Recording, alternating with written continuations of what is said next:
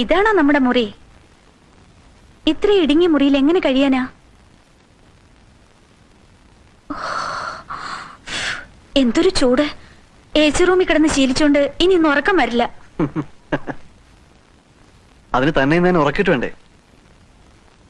വനജ ഇവിടെ എല്ലാവർക്കും വലിയ കാര്യമാ. അല്ല, എല്ലാവരും പാവമാ. അമ്മയോട് ഒട്ടിയും പറ്റക്ക് നിന്ന അമ്മയും പാവമാ. അമ്മയെ കുറിച്ച് ഇവിടെ വന്ന് കയറിയപ്പോഴേ എനിക്ക് മനസ്സിലായി. പിന്നെ ചേട്ടത്തിയുടെ വീട്ടുകാരെ പറയുമ്പോലെ എന്റെ വീട്ടുകാരെ പറഞ്ഞാലേ എനിക്ക് ഇഷ്ടപ്പെടുകയല്ല. ആ നിമിഷം ഞാൻ എന്റെ വീട്ടിൽ പോകും, പറഞ്ഞേക്കാം. ഇന്ന് നമ്മുടെ ഫസ്റ്റ് നൈറ്റ് അല്ലേ? ഇന്ന് തന്നെ താനിങ്ങനെ ചൂടായാലോ?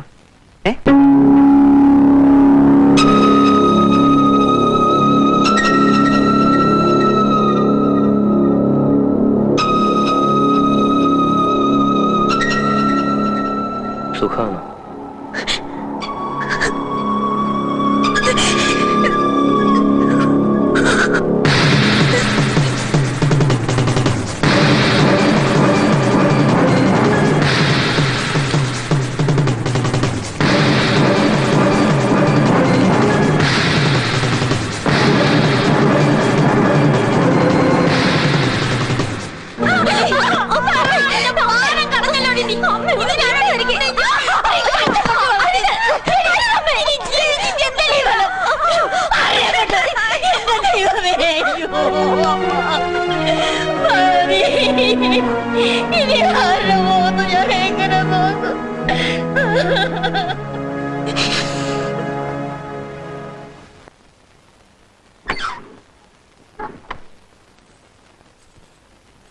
പിന്നെ എന്തൊക്കെയുണ്ട് വനജമോളെ വിശേഷങ്ങള്? കൊടൈക്കനാൽ യാത്രയൊക്കെ എങ്ങനെയായിരുന്നു? ബെഡ്റൂമിലേക്ക് വരുമ്പോ കുറെ കൂടെ മാനേഴ്സ് വേണ്ടേ?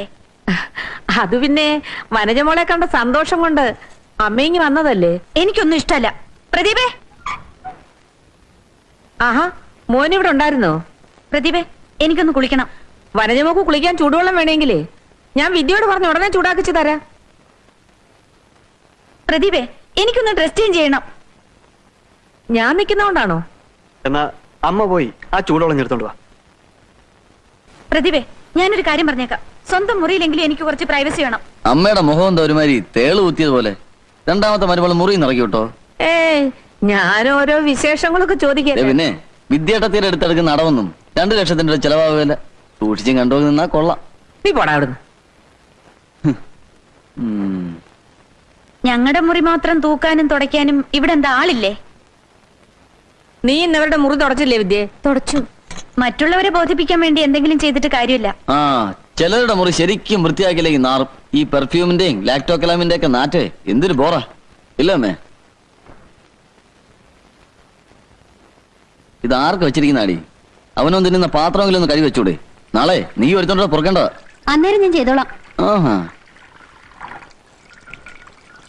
പ്രസന്നെ പാത്രം കഴുകി വെക്കാൻ നിന്നോടാ പറഞ്ഞത്. എന്നെ കൊണ്ട് പറ്റില്ല. പ്രസന്നെ പൊയ്ക്കോട്ടെ പ്രസാദേ, ഞാൻ കഴുകി വെച്ചോളാം. വിദ്യാർത്ഥി ആ പാത്രം തുടരുത്, നിന്നോടാ പറഞ്ഞത്. എന്നെ കൊണ്ട് സൗകര്യമില്ലെന്ന് പറഞ്ഞില്ലേ പ്രസാദേ? എന്തിനാണ് ഇവിടെ അടിച്ചത്? വലിയ ആളാവല്ലേ? ഇവിടെ ചോദിക്കാനും പറയാനൊക്കെ മൂത്തവരുണ്ട്. മൂത്തവരുടെ കഴിവുകളും ഉണ്ടാ ഇവളിങ്ങനെ വഷളായത്. ഇനി മുതല് അവനവന്റെ ജോലി അവനവൻ തന്നെ അങ്ങ് ചെയ്താൽ മതി. നീ ആരാടാ അതൊക്കെ പറയാൻ? ഞാൻ ആരാണെന്ന് അമ്മയ്ക്ക് ഇതുവരെ അറിയില്ലേ? എടാ ശാന്ത, നിന്റെ കല്യാണം കഴിഞ്ഞിട്ട് 6 മാസമായി. ശ്രീധര ബാക്കി തരാമെന്ന് പറഞ്ഞ ദിവസമായി ഇന്ന്. അവിടെ ഇപ്പൊ കുറച്ച് ബുദ്ധിമുട്ടില്ല. കുറച്ചു ദിവസം വൈകുന്നല്ലാതെ അച്ഛൻ കൊണ്ടൊന്നും തരാതിരിക്കില്ല. ഇനി അങ്ങനെ വൈകാൻ ഒക്കില്ല. അന്തസ്സുള്ളവരാണെങ്കിൽ ഇന്നലെ കൊണ്ട് തരേണ്ടതല്ലേ? ചതിക്കുന്ന കൂട്ടരാ. ഒന്ന് ഓർമ്മിപ്പിക്കേണ്ട ചുമതല നമുക്കുള്ളതാ. ഞാനിപ്പോ എന്ത് ചെയ്യണം? വിദ്യയുടെ അച്ഛനെ പിടിച്ചേറ്റി അമ്മയുടെ കയ്യിൽ കൊണ്ടുവരണോ? അയ്യണ, അവിടെ വീട്ടുകാരുടെ കാര്യം പറയുമ്പോഴേക്കും അവന് 4 നാക്കാണല്ലോ. എന്നെ കൊണ്ടൊന്നും പറയിപ്പിക്കരുത്. വേഗം അവളെ അങ്ങോട്ട് പറഞ്ഞു വിട്. മോൾ ഒറ്റയ്ക്ക് കയറി ചെല്ലുമ്പോഴേ കാര്യത്തിന്റെ ഗൗരവം മനസ്സിലാകത്തുള്ളൂ.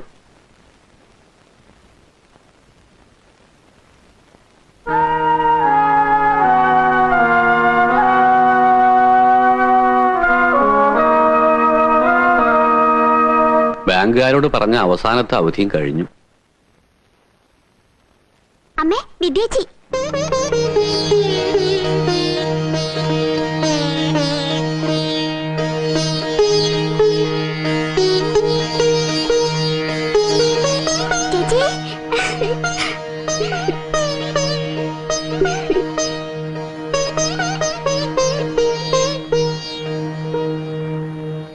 100 ആയസാ. ഞങ്ങളിപ്പോ നിന്റെ കാര്യം പറഞ്ഞിരിക്കായിരുന്നു. ജീവിച്ച് കൊതി തീരാത്തവർക്കല്ലേ ദീർഘായുസ് വേണ്ടത്. ജീവിതം അടുത്തവർക്ക് എന്തിനാ ദീർഘായുസ്? നിന്നെ അവിടെ എന്താ വേദാന്തം പഠിപ്പിക്കണ്ടോ? അതൊരു സർവകലാശാലയല്ലേ അച്ഛാ. എല്ലാം പഠിച്ചിറങ്ങുമ്പോഴേക്കും ആയുസ് ബാക്കി കാണില്ലെന്നേ ഉള്ളൂ. അവള് വെയിലും കൊണ്ട് ക്ഷീണിച്ചു വന്നിരിക്കല്ലേ. വേദാന്തമൊക്കെ പിന്നെ ആവാം. മോളിഞ്ഞു വാ. ഞാനിത്തിരി കാപ്പി എടുക്കട്ടെ. ചേട്ടൻ വന്നില്ലേ? എന്റെ കൂടെ വന്നാ പിന്നെ ആ തള്ള പൊറുപുറത്ത് മുഖം വീർപ്പിച്ചോണ്ടിരിക്കും. നീ ഒറ്റയ്ക്കാണോ വന്നത്? അതെ. സ്ത്രീധന ബാക്കി അങ്ങോട്ട് എത്തിയില്ല അല്ലേ? നിനക്ക് തരാനുള്ള തുക ഉണ്ടാക്കാൻ അച്ഛൻ ഇനി കയറി ഇറങ്ങാത്ത സ്ഥലമില്ല. ചേച്ചി വല്ലാതെ ക്ഷീണിച്ചു പോയി. സത്യം പറ മോളെ, നിനക്കവിടെ സുഖാണെന്ന് പറയുമ്പോ നീ എത്ര മറച്ചു പിടിച്ചാലും അമ്മയ്ക്ക് മനസ്സിലാവും. നമ്മൾ പെണ്ണുങ്ങളല്ലേ, അതൊക്കെ സഹിച്ചേ പറ്റൂ. നിനക്കൊരു കുഞ്ഞുണ്ടായ പകുതി വിഷമം മാറും. കുഞ്ഞിനോട് അവർക്ക് സ്നേഹം കാണിക്കാതിരിക്കാൻ പറ്റുമോ? അവരുടെ മകന്റെ കുഞ്ഞല്ലേ. നിന്നോടുള്ള പെരുമാറ്റത്തിന് കുറച്ചൊരു മയം വന്നേനെ. എന്താ ഉണ്ടാക്കുന്നത്? എന്തായാലും അമ്മയോട് പറ. എന്നോട് പറയാൻ പറ്റതായി മോക്ക് എന്താ ഉള്ളത്? എന്തായാലും അമ്മയോട് പറ മോളെ. എനിക്കൊരു കുഞ്ഞിന് ദൈവം തന്നതാണമ്മേ. അവരതിനെ വയറ്റി വെച്ച് തന്നെ കൊന്നു. സ്ത്രീധന ബാക്കി കിട്ടാതെ വന്ന എന്നെ ഉപേക്ഷിക്കാൻ കുഞ്ഞൊരു തടസ്സമാവരുതല്ലോ. എന്റെ ഈശ്വര,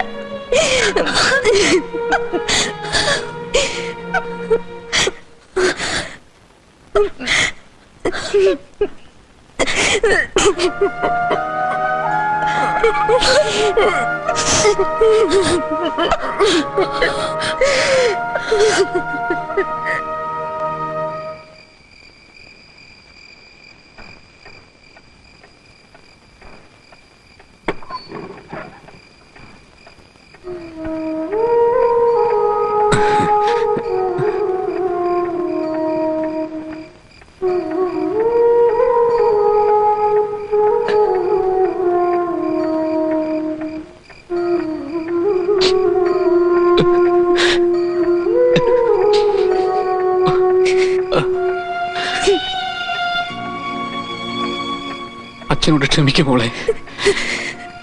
ഒരു നിവൃത്തിയില്ലാഞ്ഞിട്ടാ. ഇനി വീട് മാത്രമേ വിൽക്കാറുള്ളൂ. അതും കൂടി വിറ്റാ പിന്നെ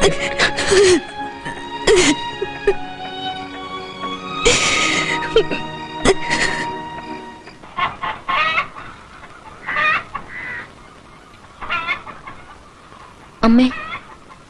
എന്താ മോളെ? ഇത്ര കാലത്ത് എഴുന്നേറ്റ് അച്ഛൻ എങ്ങോട്ടാ അമ്മേ പോയത്? അത്യാവശ്യമായിട്ട് ഒരാളെ കാണാൻ പോയതാ. നിന്റെ കാര്യത്തിന് വന്നിട്ട് വേണം ജോലിക്ക് പോവാൻ. എനിക്ക് ഇന്ന് തന്നെ പോണമായിരുന്നു. അച്ഛൻ വന്നിട്ട് പോവാ മോളെ. എന്തോ അത്യാവശ്യ കാര്യം നിന്നോട് പറയണമെന്ന് പറഞ്ഞു. ഞാൻ നിന്നെ വിളിക്കട്ടോന്ന് ചോദിച്ചു.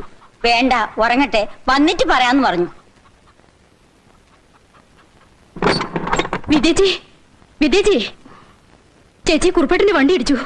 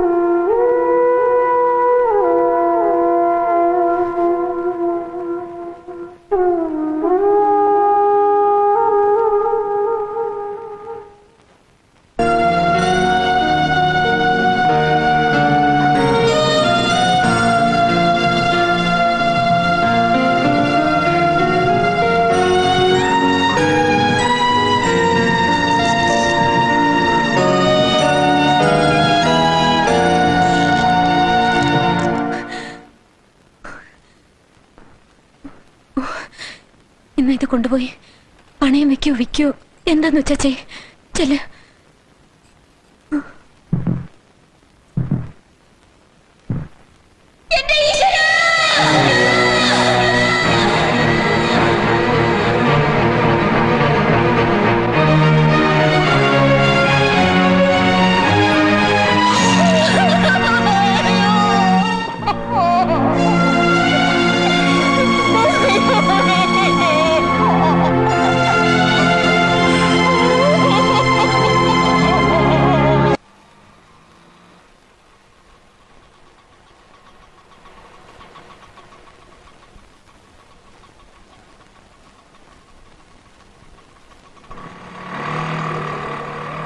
അമ്മായിയപ്പം മരിച്ചെന്നും പറഞ്ഞ് നീ ഇങ്ങനെ പെമ്പർന്നത്തോടെ പുറകെ നടന്നോടാ. കിട്ടാനുള്ള രൂപ ഇനി ആരോട് ചോദിക്കും? ഇതാ ഞാൻ പറഞ്ഞത്, സ്ത്രീധന ബാക്കി എത്രയും നേരത്തെ വാങ്ങിച്ചോണമെന്ന്. നിന്റെ കയ്യെ കിടന്ന് മറ്റേ 2 വളയം തേടി പണയം വെച്ചു. പണയം വെച്ചോ? ആരോട് ചോദിച്ചോണ്ടടി പണയം വെച്ചത്? ഹോസ്പിറ്റലിൽ പണത്തിന് ആവശ്യം വന്നപ്പോ പണയം വെക്കേണ്ടി വന്നു. നിനക്കിത് വേണവിടാ. സ്ത്രീധന ബാക്കി വാങ്ങാൻ പോയി നീ കയ്യിലുള്ള സ്വർണവും തലച്ചേച്ച് ദാ വന്ന് നിക്കുന്നു. കാതിലേതും കഴുത്തിലേതും ഒക്കെ ഊരി വെച്ചിട്ട് വേണ്ടിയിരുന്നടാ എവളെ വീട്ടിലേക്ക് അയക്കാൻ. വന്ന് കയറിയില്ല, അതിനു മുമ്പേ തുടങ്ങി.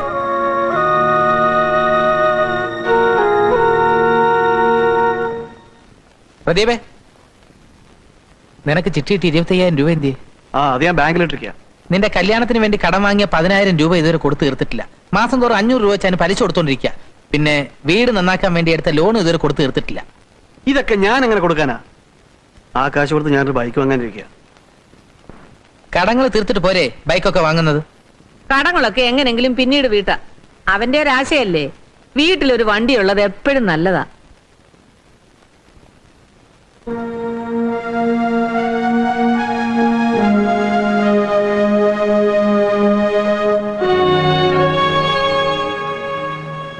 പൈസക്ക് വല്ല ആവശ്യമുണ്ടെങ്കിൽ എന്റെ സ്വർണം കൊണ്ടുപോയി പണയം വെച്ചോളൂ. വേണ്ട.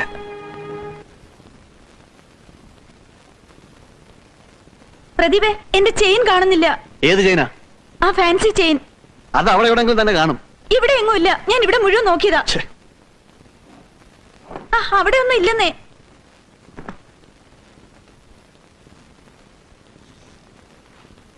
അമ്മേ, എന്താടാ? എന്റെ 3.5 പവന്റെ ചെയിൻ കാണാനില്ല. എന്റെ ഈശ്വരാ, ഇവിടെ ആരെടുക്കാനാ? എല്ലായിടത്തും നോക്കിയോ മോനെ? ഇനി എങ്ങും നോക്കാനില്ല. എല്ലായിടത്തും അരിച്ചു പറക്കി നോക്കിയിരിക്കുക. ഇവിടെയുള്ള ആരെങ്കിലും ആയിരിക്കും എടുത്തിരിക്കുന്നത്. പുറത്തുനിന്നും വരുന്ന കള്ളന്മാരായിരുന്നെങ്കിൽ മുഴുവൻ സ്വർണ്ണം അങ്ങോട്ട് എടുത്തോണ്ട് പോണല്ലോ.